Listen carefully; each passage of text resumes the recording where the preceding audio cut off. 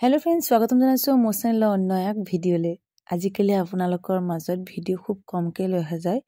ভাবিছো আকৌ আগৰ দৰেকে কন্টিনিউ কৰিম গটিকে চাব আৰু সাপোৰ্ট কৰিব বুলি আশা কৰিছো স্ক্ৰিনত দেখি থকা কণ্ঠশিল্পী গৰাকীক আপোনালোকে নিশ্চয় চিনি পায় নহয় জানো তথাপিও কৈ দিছো তেখেতৰ নাম হৈছে নীলাক্ষী নেওগ খুব ধুনিয়া আৰু খুব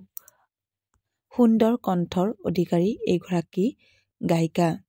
হঠাৎ তেখেতৰ এটা ফেসবুক পোষ্ট য'ত তেখেতে লিখিছে এনেকৈ চলি থাকিলে এটা সময়ত নতুন প্ৰজন্মই বিশেষকৈ মহিলা কণ্ঠশিল্পীৰ ক্ষেত্ৰত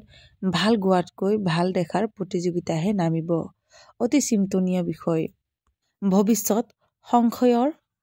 মাজত সংগীতক সন্মান কৰিবলৈ অকণমান ভয় কৰিবলৈ অকণমান সাধনা কৰিবলৈ শিকক এয়া অতি ডাঙৰ দায়িত্ব আৰু কৰ্তব্য বন্ধু-বান্ধৱীসকল আপোনালোকে বাৰু তেখেতৰ কথাত একমত নে জনাবচোন কমেন্ট কৰি